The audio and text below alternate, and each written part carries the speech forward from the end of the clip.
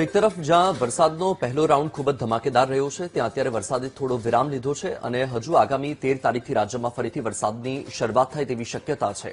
ત્યારે અત્યારની શું પરિસ્થિતિ છે અને વરસાદની સ્થિતિ શું રહેવાની છે, આગામી દિવસોમાં છૂટોછવાયો વરસાદ ક્યાં પડી શકે, કયા વિસ્તાર પ્રભાવિત થઈ શકે, અલગ અલગ મોડલથી સમજવાનો પ્રયાસ કરીશું। અત્યારે સ્થિતિ શું છે, સૌથી પહેલા તો ચોમાસાની સ્થિતિને સમજવાનો પ્રયાસ કરીએ તો તમે જોઈ શકો છો કે અત્યારની સ્થિતિમાં તમને ખાસ કરીને જે મહારાષ્ટ્ર અને દક્ષિણ ભારતના જે ભાગો હતા ત્યાં વરસાદી વાતાવરણ હતું એ હવે તમને ઘટતું જોવા મળી રહ્યું છે। આ અત્યારે તમે જુઓ તો અત્યારે તમને જે દરિયાકાંઠાના વિસ્તારો છે ત્યાં તમને વરસાદી વાતાવરણ જોવા મળી રહ્યું છે। તેની સાથે સાથે પૂર્વના ભાગો અને જે ઉત્તરના ભાગો છે એટલે કે ઉત્તરાખંડ, હિમાચલ પ્રદેશ સહિતના જે વિસ્તાર છે ત્યાં હવે વરસાદ વધતો જોવા મળી રહ્યો છે। પણ ફરીથી વરસાદની આગાહી છે તે મુજબ આપણે આપણા ગુજરાતમાં શું સ્થિતિ રહેવાની છે એ સમજીએ, પણ તે પહેલા સેટેલાઇટ તસવીરમાં શું જોવા મળી રહ્યું છે તો એ તમે સમજો કે અત્યારે તમે જુઓ કે આ જે અરબી સમુદ્ર છે ત્યાં તમને અત્યારે કોઈ એવો વાદળછાયું વાતાવરણ કે વરસાદી સિસ્ટમ નથી જોવા મળી રહી। અત્યારે ગુજરાત પર તમને કોરું ઠાકોર જોવા મળી રહ્યું છે, સાથે તમને બંગાળની ખાડીમાં પણ કોઈ એવી વરસાદી સિસ્ટમ નથી જોવા મળી રહી કે જેના કારણે તમને આગામી જે દિવસો છે તેમાં વરસાદ જોવા મળે। કારણ કે અત્યારની સ્થિતિ પ્રમાણે તમે સેટેલાઇટ તસવીરમાં જુઓ તો દક્ષિણ ભારત, મધ્ય ભારતથી લઈને દક્ષિણ ભારત સુધીનો જે ભાગ છે ત્યાં તમને છૂટાછવાયા વાદળ દેખાય। એટલે કે પરિસ્થિતિ શું થાય કે કેટલાક વિસ્તારોમાં છૂટોછવાયો વરસાદ પડે, ઝાપટામાં પડે, કેટલાક વિસ્તારોમાં મધ્યમ વરસાદ થઈ શકે। હવે હવામાન વિભાગ દ્વારા આઈએમડી દ્વારા ગુજરાતમાં આવતીકાલ માટે કયા વિસ્તારમાં એલર્ટ આપ્યું છે તો તમે જુઓ કે આ ગુજરાતનો મેપ છે અને એક પણ વિસ્તાર એવો નથી કે જ્યાં યલો એલર્ટ હોય, ઓરેન્જ એલર્ટ હોય કે રેડ એલર્ટ હોય।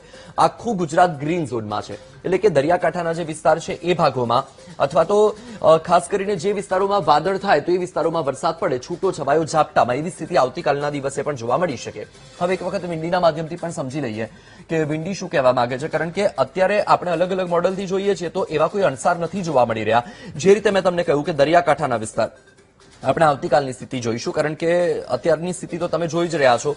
આવતીકાલની સ્થિતિમાં તમે જુઓ તો દક્ષિણ ગુજરાતનો જે ભાગ છે, નવસારી, વલસાડ, વાપીથી થઈને ડાંગ લઈને સુરત, તાપી સહિતનો વિસ્તાર, ત્યાં તમે જુઓ કે તમને છૂટો છવાયો વરસાદ જોવા મળી શકે। એમાં પણ ખાસ કરીને જ્યાં દરિયાકાંઠાના વિસ્તાર છે એ ભાગોમાં વરસાદ થાય।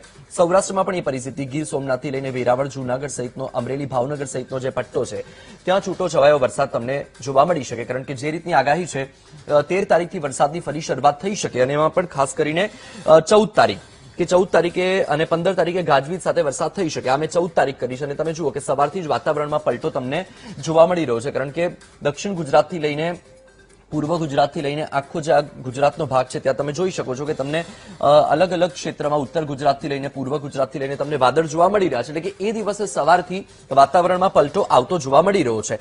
હવે 14 અને 15 તારીખ એવી છે કે એ દિવસોમાં તમને ગાજવીજ સાથે વરસાદ થતો જોવા મળી શકે। આ તમે જુઓ કે આ 15 તારીખની સ્થિતિ છે અને 15 તારીખે તમે જુઓ કે આ દક્ષિણ ગુજરાત, તેની સાથે આ સૌરાષ્ટ્રનો જે ભાગ છે અને કચ્છનો જે દરિયાકાંઠાનો ભાગ છે એ ભાગોમાં તમને વરસાદ સારો એવો જોવા મળી રહ્યો છે। એટલે 14 અને 15 તારીખ એ બે દિવસ એવા છે કે એ બે દિવસે તમને વરસાદનું વાતાવરણ બદલાતું જોવા મળી શકે। 16 તારીખે એટલે કે અષાઢી બીજ, અને સ્વાભાવિક છે કે અષાઢી બીજના દિવસે સામાન્ય રીતે વરસાદ રહેતો જ હોય છે, અમી છાંટણા થતા હોય છે। એ દિવસે ભગવાન જગન્નાથ કે જે નગરચર્યાએ નીકળતા હોય છે। આપણે અમદાવાદની સ્થિતિ પણ જોઈશું કે દિવસે અમદાવાદમાં શું પરિસ્થિતિ રહેવાની હોય, કારણ કે દર વર્ષે એવું થયું છે કે રથયાત્રાના દિવસે થોડો તો વરસાદ પડે જ છે। હવે તમે જુઓ કે આ જે અમદાવાદ અને ગાંધીનગર સહિતનો વિસ્તાર છે તે તમને હળવું વાદળછાયું વાતાવરણ જોવા મળી રહ્યું છે।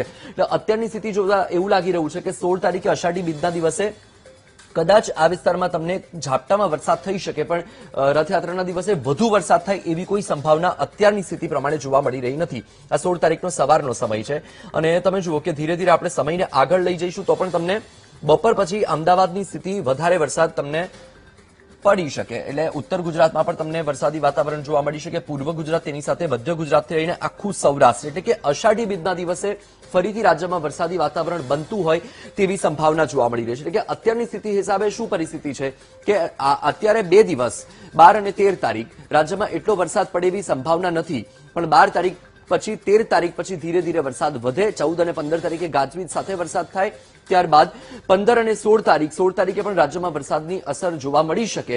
એટલે કે હવે આગામી જે 5 દિવસ છે એ 5 દિવસમાં રાજ્યમાં તમને વરસાદ એટલો નહિવત જોવા મળશે, છૂટો છવાયો કે મધ્યમ વરસાદ જોવા મળી શકે છે। હવે વાત કરીશું ભાવનગર